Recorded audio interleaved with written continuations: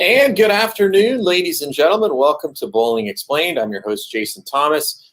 Today, we are going to be talking about the topic of health and fitness. It's the second time we've dealt with this category of topics on the show. First time around, we really dealt with more of the nutrition side of it. Today, we may dive into that a little bit, but mostly it'll be the exercise and fitness aspect of it. We've got a different guest for you today, somebody who comes highly recommended from all the best bowlers. She was on the Beef and Barnsey show recently and had a bunch of bowlers commenting on what a fantastic job she does in this particular area. So it's going to be a great guest for you to hear from today if you're interested in fitness that's specific to life and bowling in even more specifically. It's a topic that I think comes up in bowling. I mean, a lot of people that aren't bowlers assume that you don't have to be physically fit to bowl, which is true in a certain sense. But I know, speaking from personal experience and observing the best bowlers in the world, the better shape you're in, it seems to indicate that you'll have a better performance out on the lanes as well.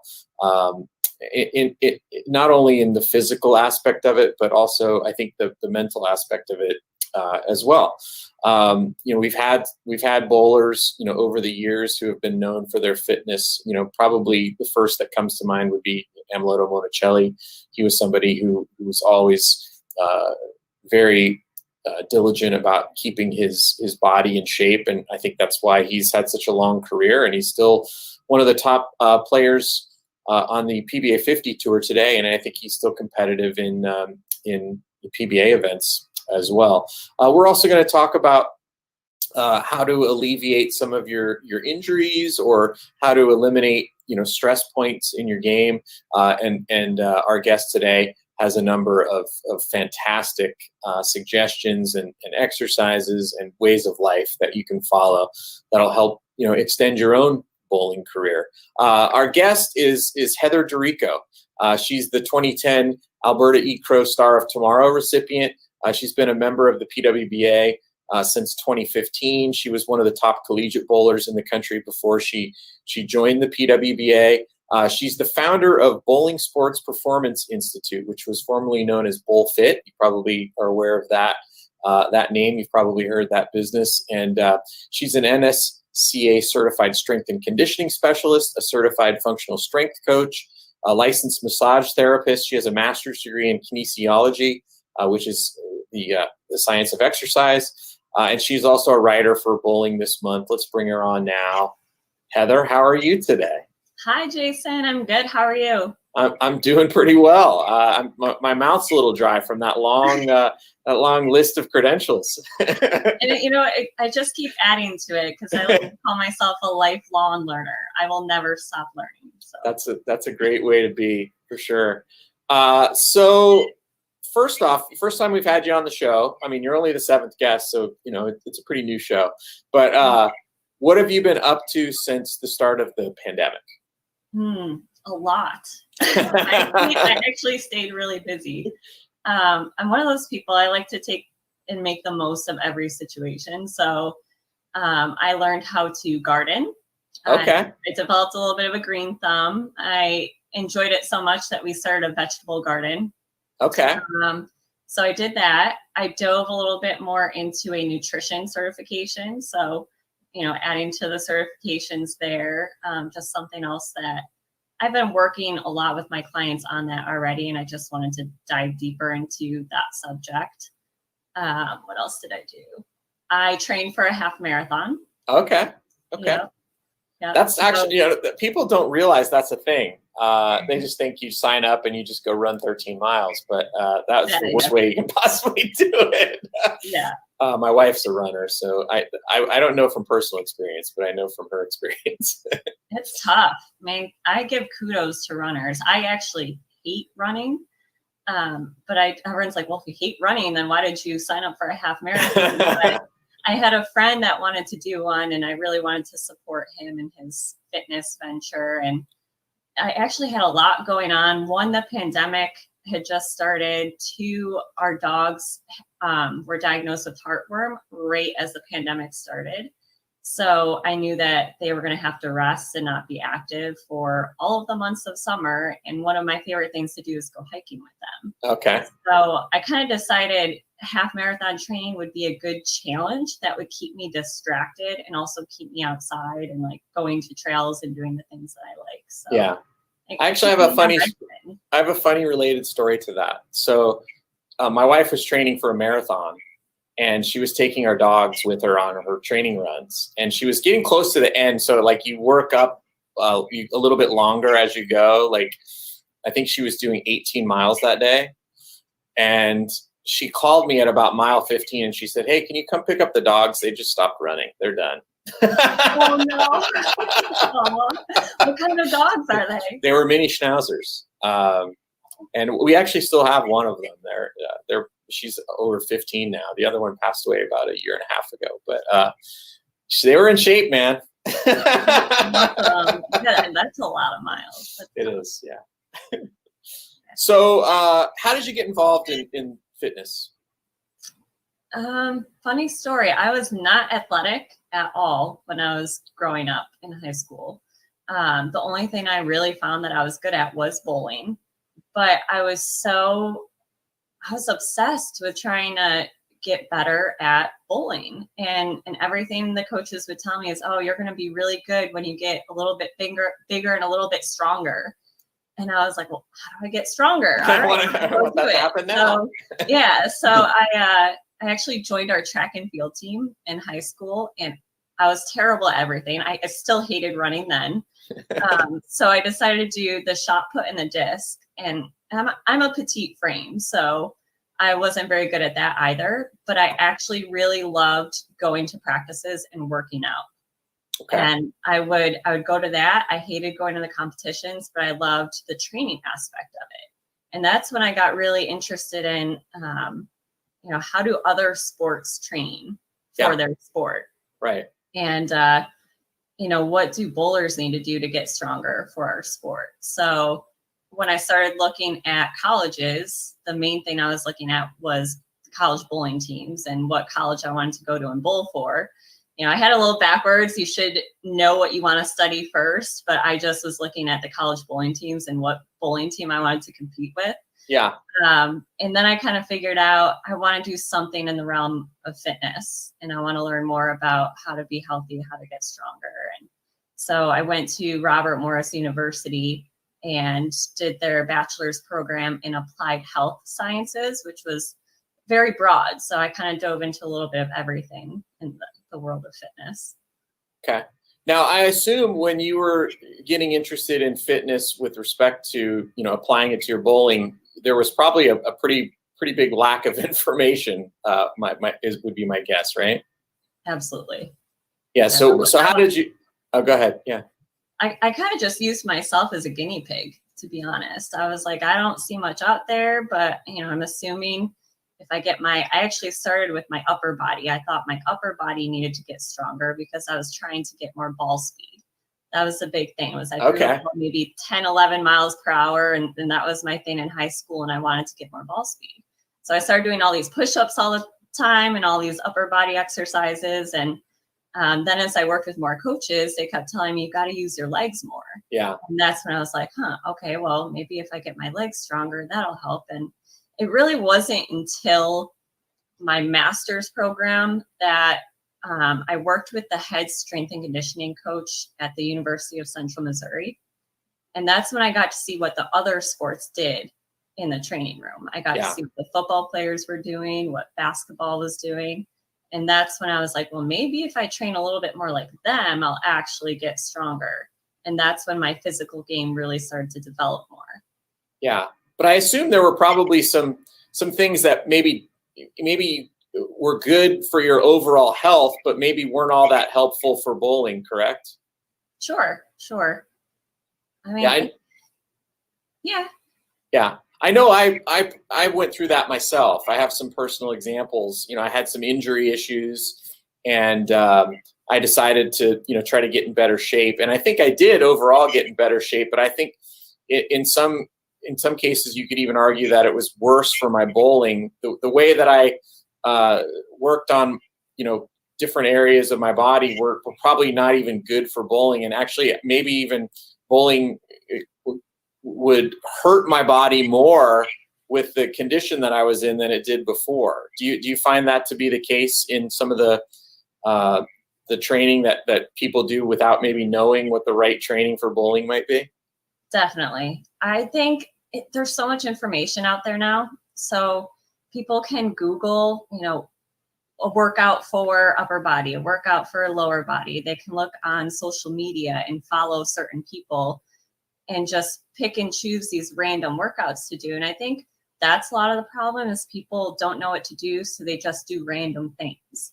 And it's never an actual structured program that takes them through the proper start phase and progressing them through movement patterns the right way to where they develop the full range of motion, before jumping into things without having that base of movement patterns, if that makes sense. Yeah, for sure. So how did you actually get to the point where you were ready to, because I'm sure, when you have a business, people are going to ask you specific questions and you want to have the right answers to those questions. So at what point did you kind of realize there might be a business opportunity in this?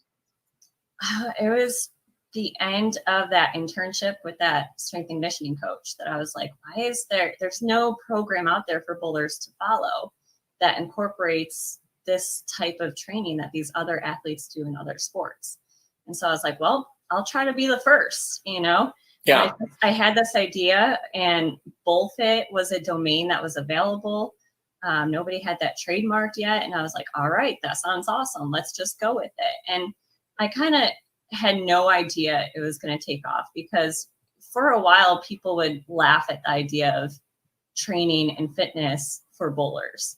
And to this day, some people still do laugh at it, like, oh, sure, yeah. But I think it's come a long way. And it actually took off, and there were a lot of people that were interested in it. And, I was young and I didn't know, okay, what do I do next? Where do I go from here? So it was a learning process. And that's kind of where BSPI, the Bowling Sports Performance Institute, the new BowlFit that we're launching, it's kind of like a version 2.0. I get to take everything that I learned since 2014 with running BowlFit and kind of take it another direction, or a more developed systematic approach. Gotcha. Now, when you first started the business, what were your typical clients? Were they like, pros? Were they high average bowlers? Were they, beginners, or people that are maybe older that are trying to prolong? Who was it that, gravitated towards what you were offering? I would say when I first started, it was mainly people that were my age at the time. So a lot of college bowlers, or people just out of college, a lot of people that I knew. And then it started to expand, and I get everything. I get, high schoolers that reach out and they want to prepare for college bowling. That's what I see a lot of now. And then the PBA and the PWBA bowlers started to reach out a little bit more. And then I get, 60 and 70-year-old people reaching out that they just want to still be able to enjoy their league bowling. They want to be able to finish 3 games without pain. Right. I would be in that list. I would include myself in that list. I'd want to be able to walk the next day. That's my preference. Yeah. Preferably. Yeah. So I assume you have, different programs that are tailored for, all those different needs, correct? I do mainly personalized programs through BowlFit. What BSPI is going to be is more of generalized programs, but starting with the very, very basics. So no matter your experience level, everybody can benefit from the basics. The basics never stopped working. And I think sometimes we think everything has to be very complex and fancy for it to work and have a benefit. And the basics have plenty of benefits. And even myself being very, very trained and having experience, I go back to the basics once every year and go through a phase of programming where it's just getting really good and really strong in basic movements again. What's going to be different is, if somebody has a previous injury or a limitation that doesn't allow them to do certain movement patterns, like say they just had a knee surgery and they can't squat yet or can't do a full squat. Obviously, their squat pattern in the program is going to look different. Yeah. So it's taking the same program and then just modifying little bits and pieces for each individual. Gotcha. Now, you said you used yourself as a guinea pig when you kind of were first starting out with this.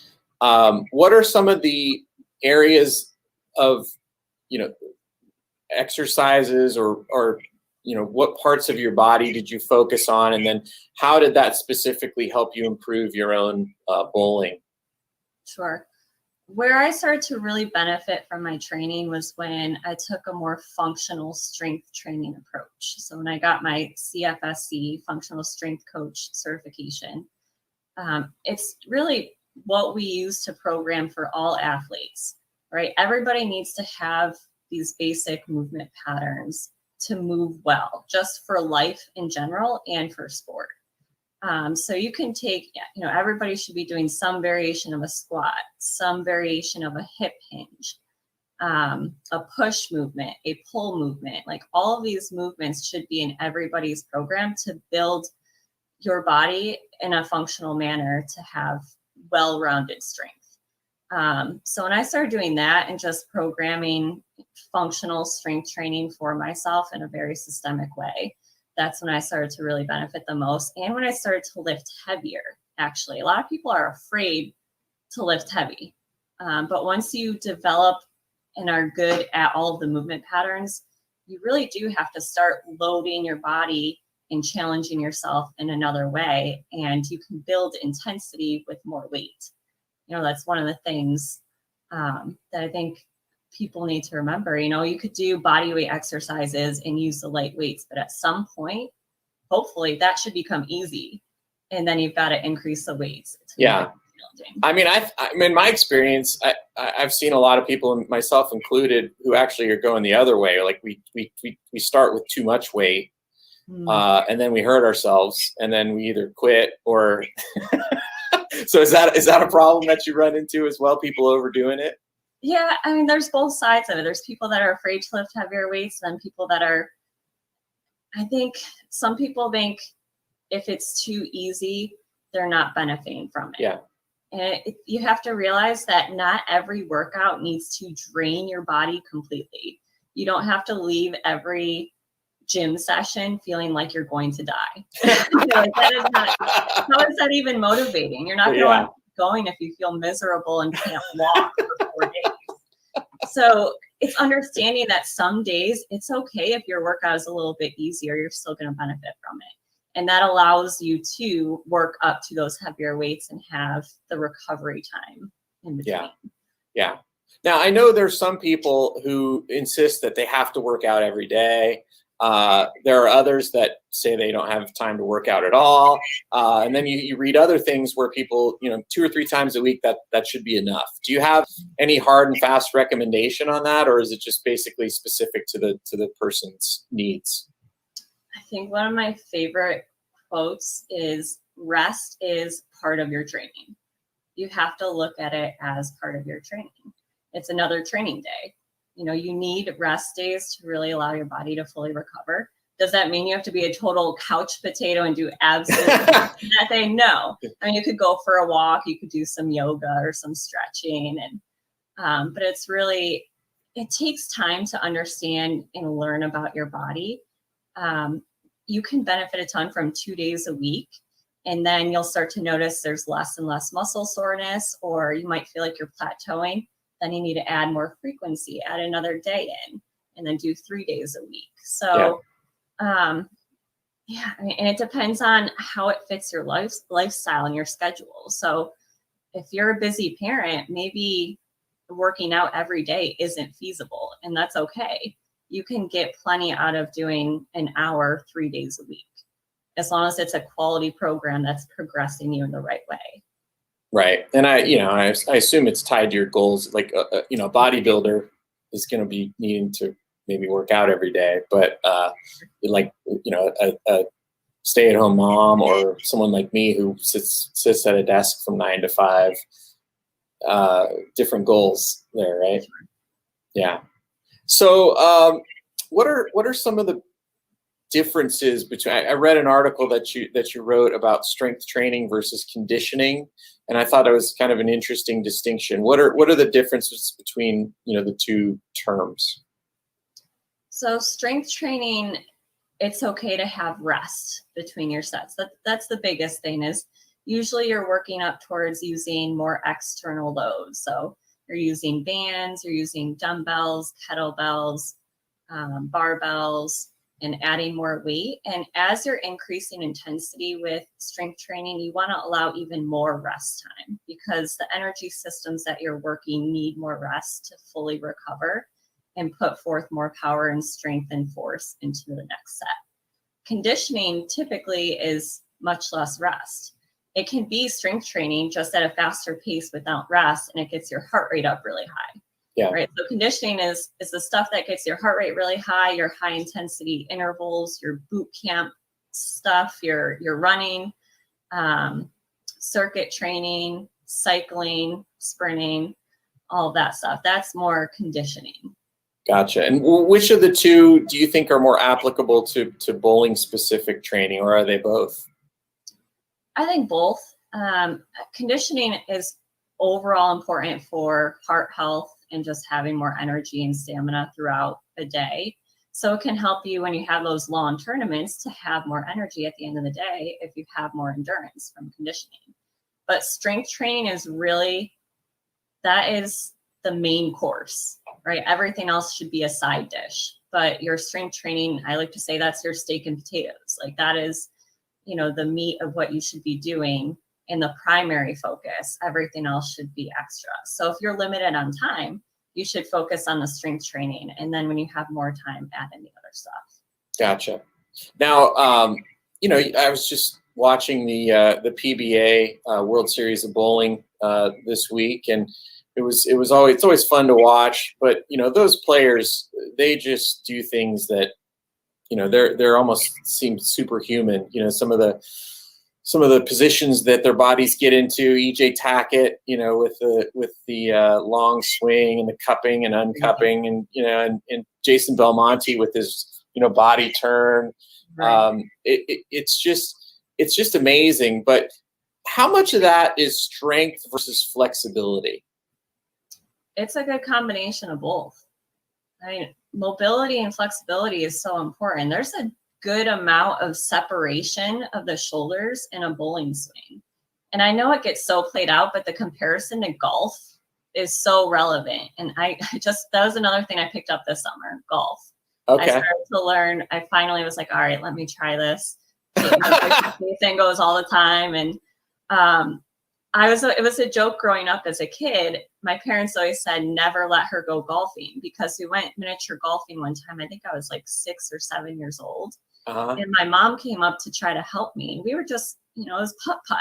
Yeah. And I thought I was Tiger Woods, and I took the club all the way back behind me. Wow. And this swing, and I knocked her tooth out. Oh, man. Yeah. So when Jason said he was going to take me golfing, my parents were like, no, don't do it. Like, bad idea. He was like, So, but no, I tried. I know not to stand next to somebody when they're swinging. Yep. Like, back up. So when I was learning, though, I was like, wow, now I get why everybody compares bowling to golf so much, because there really are so many similarities. And some of the things I was doing in my golf swing, it's like the same thing I find myself doing in my bowling swing, just kind of yanking down early on it. Sure. Yeah. And I'm like, man, that is so crazy. So it is a good amount of flexibility, and we have that rotational component to the bowling game, just like golf.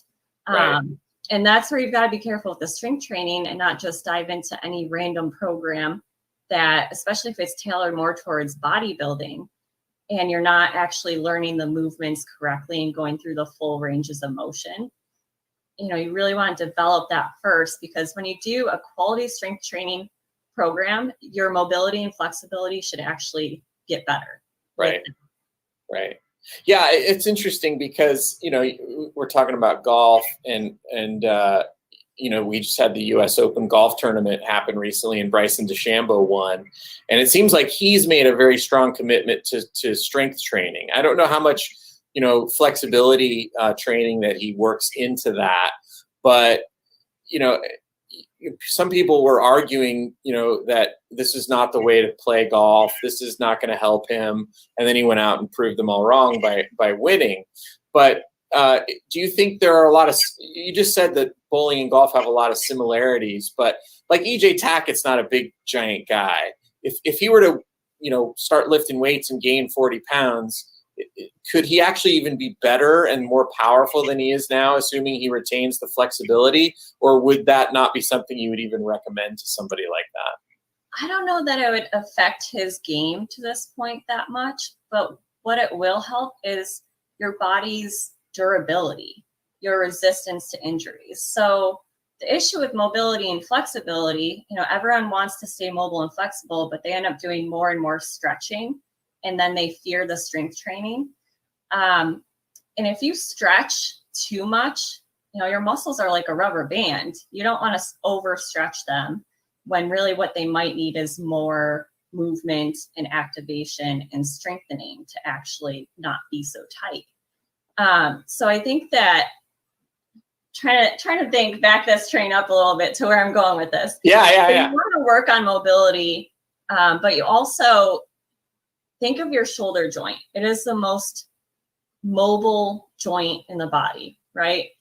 But if you don't train your shoulders for stability and strength, they can be too hypermobile and more susceptible to injury. So a lot of bowlers sometimes are like, oh, I only want to work lower body and core. I'm good with my upper body because I don't want to ruin my swing. I don't want to start muscling my swing. I hear that all the time. Yeah. And really the muscling usually comes from bad timing, not necessarily just being too strong. Yeah. That's usually rarely the case. If that were the case, look at AJ Johnson, somebody that works out a ton. You don't see him doing that in his swing. He's still got a great swing. So what it really is doing is building stability in that joint so that you're less likely to get injured. Yeah. We had a young man who used to work here at the campus. He was a two-handed bowler, and he met Jason Belmonte and showed him a video of his bowling. And Jason said, "Did you ever try yoga, mate?" I thought that was funny. He was a big, strong kid. But so what are some of the biggest mistakes people make when they don't, go through the training regimen and process the right way? I think that's one of them. The doing more stretching and just only doing stretching or cardio and being afraid to lift the weights and get stronger. With the cardio, when people don't know what to do in the weight room, they'll resort to cardio. Maybe they want to burn more calories. Maybe it's a weight thing. They're trying to lose weight, so they think they'll burn more calories that way. And really, weight training, again, going back to the strength training, that's going to help with that as well, because it'll build more lean muscle mass.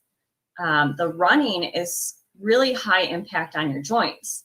And I experienced that full force when I was training for the half marathon. And that's why I always stayed away from the running, because I don't like the way my joints feel at the end of those long runs. Right. But when I go through my phases of strength training, I don't have those aches and pains in my joints. Maybe some muscle soreness. Maybe it hurts to sit on the toilet after I'm doing some squats on leg day, but I don't have the same achiness in my ankles and my knees and my hips that I have when I do those long runs. Right. So I think that's one of the mistakes that people make. And usually it's just out of, not knowing or being a little afraid to ask a professional for help. They're trying to figure it out on their own. Yeah. I would assume that's a big mistake, right? I'm one of those people that's why I gravitated towards bowling, because you could just go out and bowl and try things and kind of luck into, but you could also get yourself into some bad habits that way too. I assume with strength training and exercise, that could be a lot worse, because it could create potential injuries, right? Absolutely. And with the strength training, it's key, but it is so worth it to take the time to learn from a professional. If there's a trainer in your area, if you can find a strength and conditioning coach that works with other athletes in your area, it's I would look at local private sports performance sector type gyms, and they're going to understand a little bit more about the biomechanics of movement and how to relate it to bowling, even if they're not a bowler. So someone like that can teach you proper body mechanics and how to actually do strength training and lift weights in a safe and effective way. And then usually, what I do with a lot of my clients after I've taught them is then get them into more remote training where their programs are online. Maybe you don't have to go see them all the time because you already know how to do most of those things. Gotcha. Now, I know, I've had injuries bowling, and in some cases, they were bad enough to where I couldn't bowl anymore. But I know that there are people that have just kind of nagging injuries that, because usually when you go to the doctor and say I have an injury, he says, well, he or she says you need to just rest, or you need, a cast, or you need, an injection, or, Right. there's some treatment for it. But if it's just a nagging injury, what are some of the common injuries that you see from your clients that are bowlers? And then what do you do to, try to help them get over those, nagging problems? So definitely knees. I see a lot of people taping up their knees these days. Shoulders are another one, especially in women. A lot of my PWBA ladies that have come to me, they have a lot of shoulder injuries or develop some at some point. And a lot of it, I think, is overuse. So with a lot, you have to look at the client. Is it somebody that trains 5-6 days a week and is also practicing 5-6 days a week? If that's the case, you might need to cut it back and have them rest more. But if that's not the case, if they're maybe training 2 or 3 days a week and you don't think it's overtraining, then I usually recommend them to see a physical therapist or a massage therapist or a chiropractor, another professional that can take a look hands-on and see what's going on, just to be safe. It's always good to get a second opinion. And there's actually somebody that is in the bowling world that she's finishing up her master's, or actually her doctorate. She's finishing up to become a physical therapist. So she's going to be doing work for bowlers, which is really exciting. So she's someone you'll want to interview down the road. Yeah. So she is working on, I think, a research project that she's finishing up where she was asking a bunch of collegiate bowlers about the injuries that they've experienced. And she agreed with me too that shoulder injuries were popping up a lot. Okay. Yeah, that's interesting. I know I personally haven't had that issue, but I would think that with the modern game where you're really opening up your shoulder and then closing it rapidly, that would kind of be an area of concern. What are some of the specific examples that you have of maybe some clients that had a problem that you were able to help them work through, and what exactly did you do to help them get through that? I don't know. There's those HIPAA laws. I don't know if I'm allowed to really just say their medical issues without their permission. But I can say there were 2 PWBA ladies that had issues with their shoulder recently. And I think it was just work. There was a lot going on, and especially with the pandemic going from, not as much bowling to getting back into bowling, that we just had to really cut the training back a little bit and give them a little bit more of that rest time to recover and then get back to it. But it's just like achiness in the front of the shoulder. And the other thing with bowling is you're pulling that shoulder forward a lot. Like it's coming forward, it's going out of normal range of motion when you go into your backswing for most people, unless you are one of those that has a lower backswing. But for most people, it's outside normal range of motion. And then coming back down, you're pulling that shoulder forward. So you really, one of the things that I always recommend is for every time you do a push exercise in your training, you should be doing 2 pull exercises. So say you have bench press or push-ups in your training, you should have 2 pull exercises, like 2 different row variations, a single arm row and a pull-up in your training. So always double up on the pull, not only because of bowling, even for just lifers, people that just want to be healthy for life, because screen time, being on our phones, in our cars, we're hunched forward a lot. So our shoulders tend to come forward. Nobody has perfect posture. I don't care who you are. You know, can try to sit perfect all day. You can try to stand tall. No matter how hard you try, when you're relaxed, you're probably going to slouch a little bit, and it's totally okay, totally normal. But add more pulling exercises into your training for that.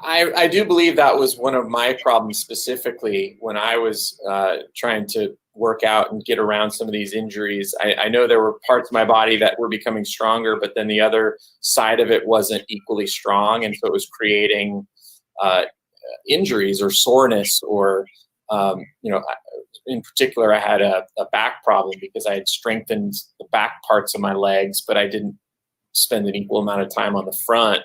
So my abs were struggling to keep up with the strength in the back, and it was creating all kinds of issues. But it sounds like I was thinking about what you were saying there about, certain motions that bowlers make, and then exercises that you might recommend to offset that. But when you talk to bowlers specifically, do you actually get into, physical game recommendations and changes that you think they should make based on, their problems, or do you just try to stick to the, here's how to exercise and train for your physical game? Sure. Yeah, I don't get into their physical games. I believe they should have their physical game coach, or, in golf, every golfer has a swing coach, and then they have their physical fitness coach, and then they have their nutrition coach. I believe in keeping that as separate as you can. So their physical game coach can work with them on their swing playing and their physical development, doing drills at practice. What I'm trying to do is make their bodies as durable to the imbalances that our sport creates. So knowing what bowlers do, you're lunging onto one leg, you're swinging with one arm. We know that these balances exist. So incorporating a ton of single leg exercises versus just bilateral. So a split squat versus a regular squat, single arm work so that they're developing both sides equally. I always get asked the question, my right arm is stronger, so should I do 20 pounds with my right arm and then 10 pounds with my left? I'm like, no, you don't want to do it. You don't want to make those imbalances worse. That's what's going to create problems all the way across your body because everything is connected. Yeah, that's a good one for sure. Or what if you just said, hey, my right arm's twice as strong, so I should do 10 pounds with that one and 20 pounds with my left. Right. Make them equal. General rule of thumb, always do what the weaker side can handle and let that side catch up. Gotcha.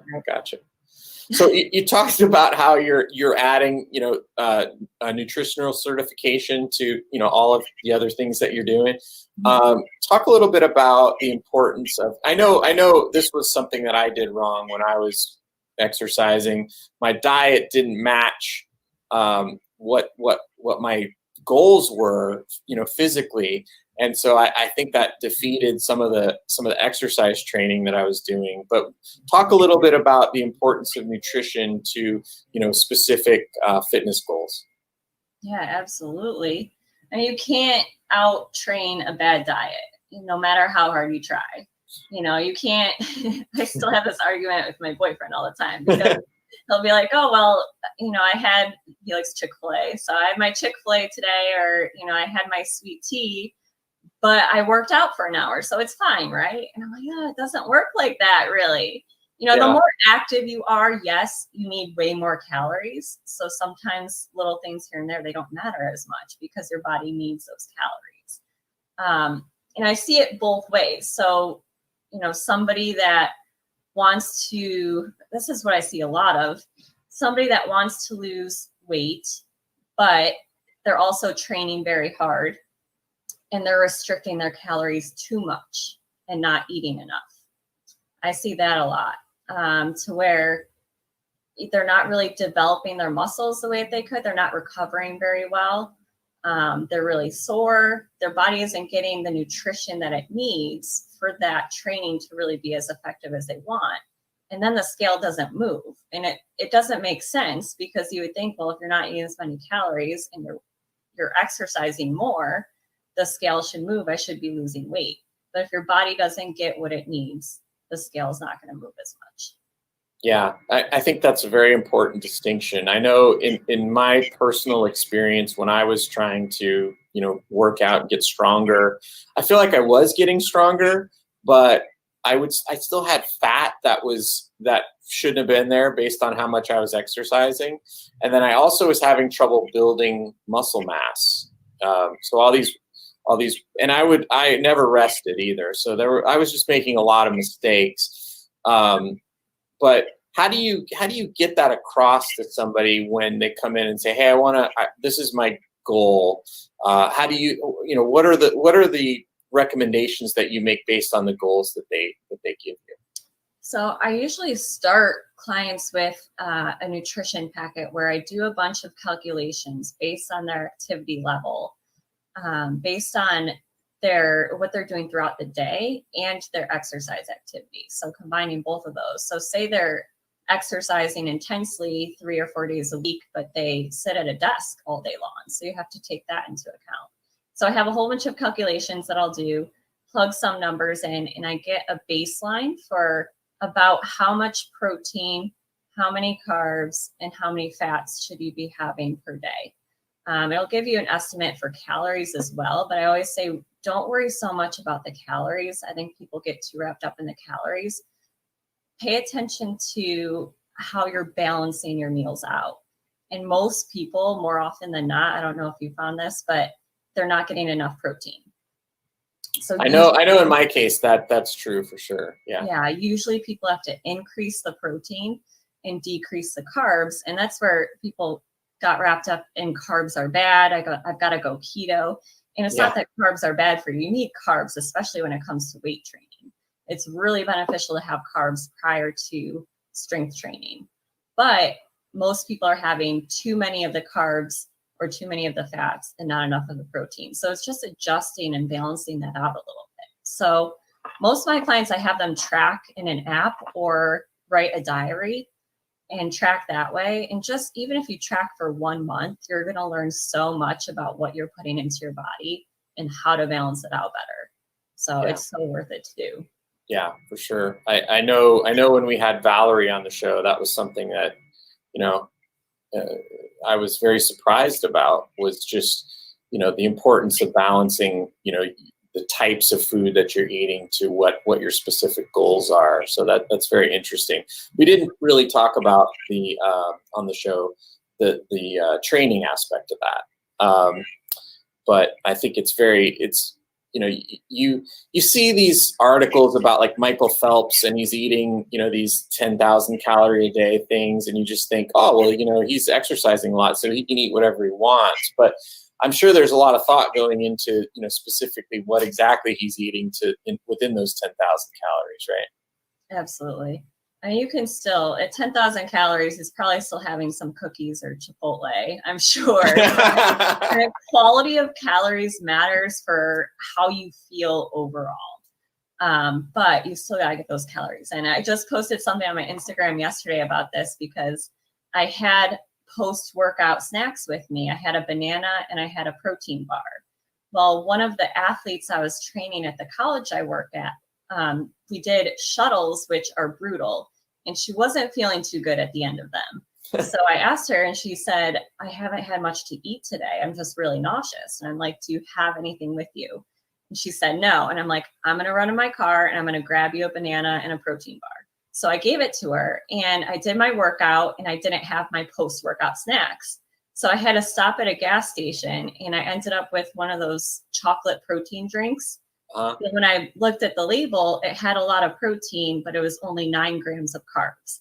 And I had just lifted pretty heavy. So I needed carbs as well. So I got a cookie. So I got my carbs and I got my sugar. And I kind of posted, I'm like, this is an example how sometimes those quote unhealthy foods can actually fit in your nutritional needs. It's not all the time that I'm having a cookie post-workout. Yeah. But it can be okay. And my body in that moment needed something quickly. So yeah, it's interesting because it would that, let's say you hadn't eaten when you were supposed to eat after that workout, would the workout have been, quote unquote, wasted in some ways? Not necessarily wasted, but there's an anabolic window there where you want to try to refuel your glycogen stores in your muscles with something, I'd say within the hour. Now, where I work is about 45 minutes from home for me. So I knew I had to get something, because by the time I got home, I would be starving for something. Yeah. And that window is kind of closing into where I need to get some protein and some carbs back in my system. Gotcha. Yeah. Now, how does it work when you're specifically competing? Whether it's, a league or a tournament or, a PWBA event or a PBA event, what, how should people be thinking about nutrition while they're bowling? I think they should be thinking about eating frequently. Because I think when we're competing, we're so focused and wrapped up in what we're doing, we're not really paying attention to hunger cues. And usually we don't realize we need something to eat until we're getting to that. I'm starving, I'm ravenous, I'm going to go through a drive-through as soon as I leave here. So I think eating and snacking on things throughout the day before you reach that point of, one, being starving and ravenous, and also tired and crashing. So, if you make it towards the end of match play, you want to make sure you have energy by then. So be more proactive about it and snacking on stuff even when you don't even realize you're hungry. Yeah. That's the biggest thing. Yeah, sure. And in talking about preparing for bowling, you see most of the athletes on the PWBA tour, they're out stretching, before the block starts, or doing some kind, calisthenics or whatever. What are some of the things that you recommend people to do before they actually go out and do the act of bowling? As long as it's getting your blood flowing, getting you warmed up, getting your body temperature up, and loosening up every joint in the body. So when I tell people about dynamic warm-up routines, I say just try to do something for every joint. Start from the ground, work your way up. So something for your ankles, something for your knees, something for your hips, something for your spine, something for your shoulders. And that can look different from person to person. Whatever, maybe you have a routine that you do when you go to the gym every day and you want to keep your routines consistent, just for the mental aspect of that. Yeah. Then go for that. And whatever makes you feel like you're ready to go throw, the best shot that you can in practice. Yeah. And is that typically recommended for, like you said, enhancing performance, or is that also for injury prevention as well? Both. Absolutely both. So one, the more warmed up you are before practice, the more quality shots you'll make in practice. So you're going to get lined up quicker, hopefully. Especially USBCs are tough when you go to nationals and you've got that 5 minutes. I'm like, oh man, I better go jog some laps because I got to be ready to go when I get those 2 shots. Yeah, for sure. So, from that aspect, but then injury prevention, the biggest thing, sometimes people do those static stretches before bowling where, the arm across and you're holding it for 30, 60 seconds. Right. That's not going to actually loosen things up. You want to do more movement, more flowing to it. So arm circles would be a better option versus holding your arm across your chest for a minute. Gotcha. So we talked a lot about bowling. We talked a lot about fitness, but what in general are some of the main benefits of improving your fitness? There's so many. I like the mental toughness it develops. You build a confidence when you have a routine laid out that you have to follow, whether it's strength training, whether it's training for a half marathon. That made me so mentally tough because I could not skip my training days. It was something I really didn't want to do, but once I did it, I felt so accomplished. And, at the end of it, I felt like if I can do that, I can do anything. I can go practice. I can put my heart and soul into my practice and get better at competing on the lanes. So everyone that I see that takes on the fitness venture and you see their journeys, you just see them change, not just physically, but you can tell that mentally they've changed. They glow, they're happy, they have a better outlook on life. I just think it helps everything. Yeah, for sure. I agree. I know that's when I'm at my happiest, when I feel good about the way I feel, and not the way I look, because that's really not much that can help there. But the way Yeah, the way I sleeping feel. good. I mean, if you're sleeping good, you're less stressed, Yeah, less irritable. yeah, All of that has to do with your health. for sure, for sure. So Heather, I know there's a lot of people out there that are watching this that want help. What can they do to reach you to get your help? So for BSPI, you can go to www.bspins.com. That will be the new website, it's the new Bullfit. We're going to start doing webinars pretty soon. I think by the end of this month, we're going to start launching them. And we're going to actually start with doing more fitness assessments to get people started. So we're going to run people through a movement assessment so that they see and learn about their body and know what their risk factors are, what they really need to develop and work on to prevent injuries before they go into a training program. So yeah, it's exactly what we would do if we were to work with a client one-on-one in person, just doing it virtually through a webinar now. So yeah, head to that website and stay tuned for that. We're on social media too. You can find me on social media. Don't hesitate to send me an email and reach out.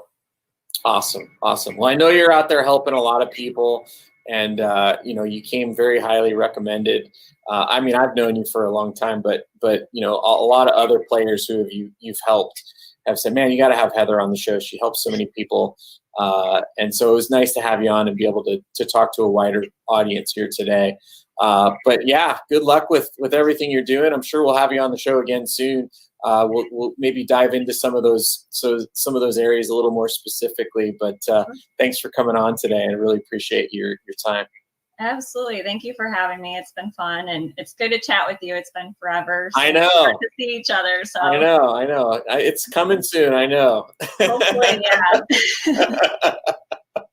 Awesome. Well, take care. Say hi to Jason for me. Jason. Yep. We'll talk to you soon. That is Heather DeRico. I hope you enjoyed all that information. She is so knowledgeable in the area of health and fitness, and has helped so many people in bowling. I know a lot of the ladies on the PWBA tour swear by her and her help, which is pretty amazing because she's out there competing against them, yet she's helping them get better every day. So great lady.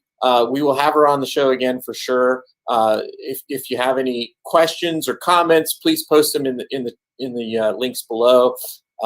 Whether you're on Facebook or on the Bowl TV YouTube channel or on Bowl TV itself, and I'll let Heather know that there's questions, and we'll get back to you with answers as soon as we can. But I hope you enjoyed the information that we had here today. Hope you enjoy the rest of the material we have on Bowl TV coming up later this week. Inside the OC on Thursday, we've got another episode of the 20 Greatest Seasons coming out on Friday, number 6 on our countdown. And also the Bowler's Journal October feature story, which will be available on Thursday. So hope you enjoy all that. Hope you have a great rest of your week. And remember, on Bowl TV, bowling lives here.